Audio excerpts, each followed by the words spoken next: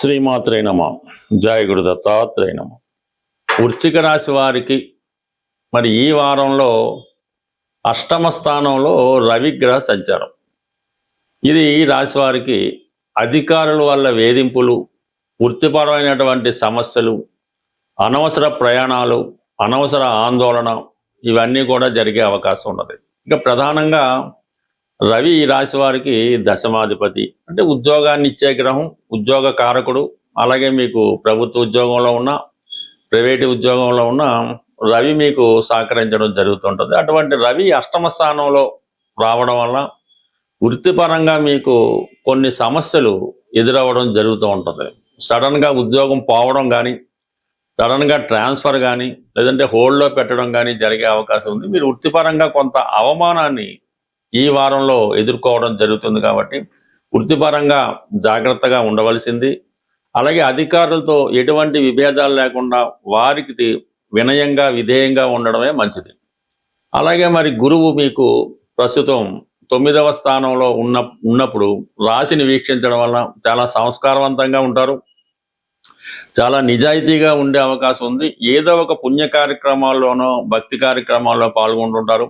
అలాగే ఆధ్యాత్మిక రంగంలో ఉన్నటువంటి మిత్రులు మీకు సహకరించడం జరుగుతుంది. ఏదో ఒక పుణ్యక్షేత్రాన్ని కూడా సందర్శిస్తారు. దాంతోపాటు సప్తమాధిపతి శుక్రుడు భాగ్యస్థానంలో ఉన్నాడు.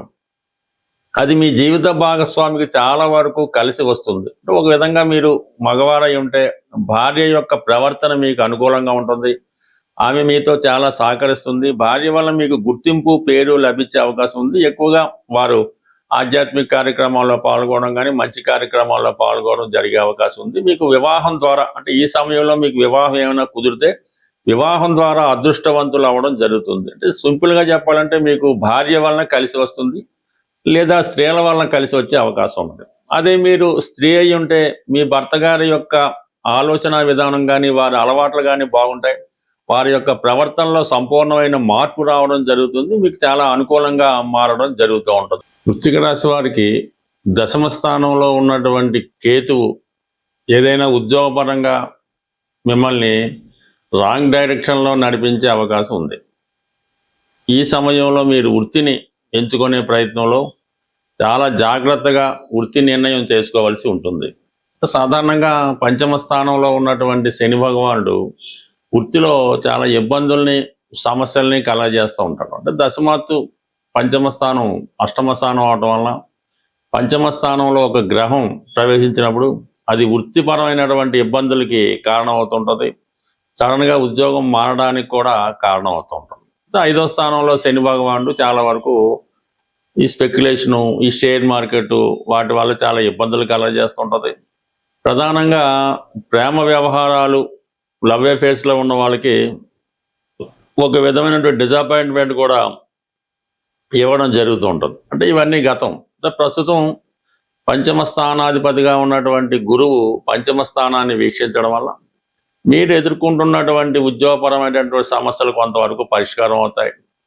ఏదో కారణం వల్ల ప్రేమకు బ్రేకప్ అయి ఉన్నవారు, లేదంటే ప్రేమికుల మధ్య దీర్ఘకాలంగా ఎడబాటు ఉన్నవాళ్ళు తిరిగి మళ్ళా ఒక నిర్ణయానికి రావడం కానీ, పరస్పరం ఒక అంగీకారానికి రావడం, అది వివాహం వరకు వెళ్ళడానికి ఈ పరిస్థితి చాలా అనుకూలంగా రావడం జరిగింది. ప్రధానంగా ఏంటంటే 5వ స్థానంలో శని భగవానుడు ప్రేమ వ్యవహారాలని డిసైడ్ చేయడం జరుగుతుంది. సప్తమంలో కుజుడు రాష్ట్రాధిపతిగా సప్తమం కాబట్టి వివాహ విషయంలో ఒక అంగీకారానికి, ఒక అగ్రిమెంట్కి రావడం జరుగుతుంది. అలాగే సప్తమాధిపతి భాగ్యస్థానంలో ఉండడం, ఇవన్నీ కూడా వివాహపరంగా ఎటువంటి సమస్య అయినా మీకు సహకరించే అవకాశం ఉంది. ప్రధానంగా విదేశ ప్రయాణాలు, అంటే భాగ్యస్థానం అన్నది విదేశ ప్రయాణాలు, పుణ్యక్షేత్రాలు దర్శించడం, పెద్దవారి యొక్క సలహా సంప్రదింపులు ఇవన్నీ కారణమవుతుంటాయి. ప్రధానంగా 9వ స్థానంలో ఉన్నటువంటి శుభగ్రహాలు 3 కలుస్తున్నాయి. అక్కడ ఆల్రెడీ గురువు అక్కడ ఉన్నాడు, శుక్రగ్రహం అక్కడ ఉన్నారు, ఇప్పుడు లాభాధిపతి కూడా అక్కడ కలియటం వల్ల ఇది విద్యార్థులకి చాలా సులభంగా ఉండే అవకాశం ఉంది. మీరు ఏదన్నా ఒక మెడికల్ ఎంట్రన్స్ రాస్తున్నా, మెడికల్ విద్యలో ప్రవేశం కోరుకుంటున్నా, ఇది చాలా ఉత్తమమైనటువంటి సమయం. మీరు ఏమాత్రం కృషి చేసినా కూడా ఒక మంచి కాలేజీలో మీకు సీట్ రావడం జరుగుతుంది.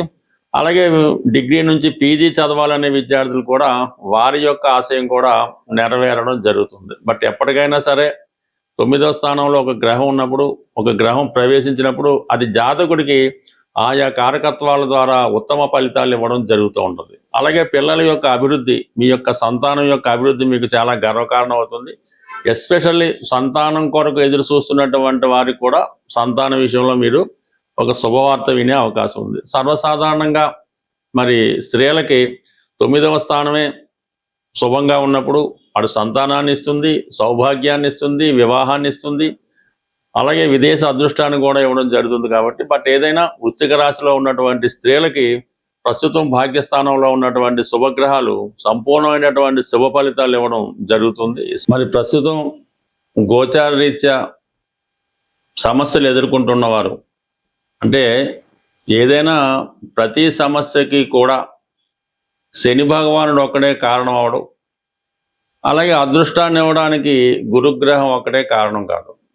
బట్ ఏదైనా గ్రహాల యొక్క అనుగ్రహం పొందాలంటే ముందుగా మనం ఏ గ్రహం యొక్క అనుగ్రహం పొందాలన్నా రవిగ్రహ అనుగ్రహం తప్పనిసరి. అందుకనే ప్రతి ఒక్కరూ జీవితంలో ప్రతిరోజు కూడా ప్రథమంగా ఈ సూర్య నమస్కారం చేసుకోవడం, వీలున్న వాళ్ళు ఆదిత్య హృదయాన్ని పారాయణ చేయడం వల్ల రవి అనుగ్రహిస్తాడు. రవి అనుగ్రహించినప్పుడు అటు ప్రభుత్వం సహకరిస్తుంది, పెద్దవారు సహకరిస్తారు, మెయిన్గా ఆరోగ్యం కూడా అనుకూలించే అవకాశం ఉంటుంది. కాబట్టి ఇందులో స్త్రీ పురుషులన్న భేదం లేదు, ఇద్దరు కూడా సూర్య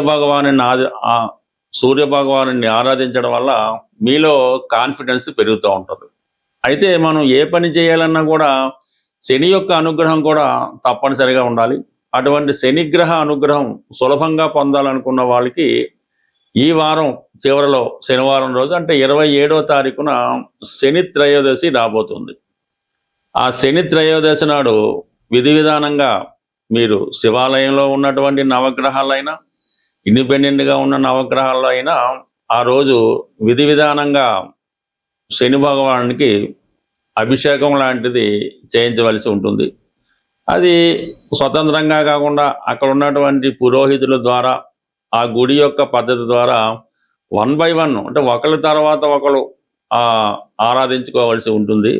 ఇప్పుడు సాధారణంగా ఏం చేస్తారంటే ఒకరు ఏదో పువ్వులు పెట్టి పూజ చేస్తుంటాడు, ఒకడేమో నువ్వులు వేస్తుంటాడు, ఇంకోటి వచ్చి ఆయిల్ వేస్తుంటాడు. ఇలాగా అది శనికి చాలా డిస్టర్బ్ అవుతూ ఉంటుంది. అది క్రమశిక్షణ లేకపోవడం అన్నది శని భగవానికి చాలా ఇబ్బంది కలిగే విషయం. కాబట్టి ఏ సమయంలో అయితే మనకి ఎప్పుడైతే శనివారం శనిహోర ప్రారంభమైందో అది 1 by 1 శనికి డిస్టర్బ్ లేకుండా క్రమశిక్షణతో ఈ అభిషేకం చేసుకోవడం.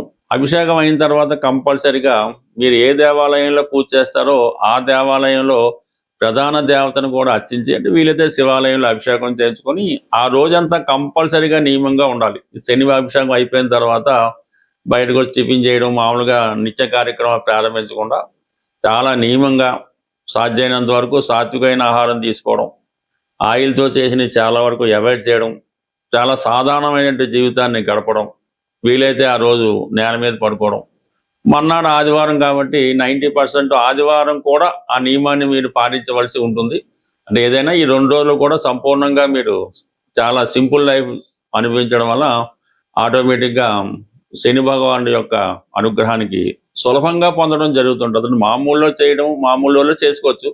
ఈ ప్రత్యేక పర్వదినాల్లో చేసుకున్నప్పుడు ఆ ఫలితం మరింత అధికమైనటువంటి ఫలితాన్ని ఇవ్వడం జరుగుతుంటుంది. కాబట్టి కంపల్సరిగా మరి ఈ వారంలో వచ్చే శని త్రయోదశి, ఆ మన్నాడు వచ్చే ఆదివారం 2 రోజులు చేసుకోవడం వల్ల కంప్లీట్గా మీరు అటు సూర్య భగవానుడి అనుగ్రహం, శని భగవానుడి అనుగ్రహం లభించి మీ జీవితంలో ఉన్నటువంటి చిన్న చిన్న సమస్యలకి చాలా సులభంగా పరిష్కారం లభిస్తుంది. స్వస్తి.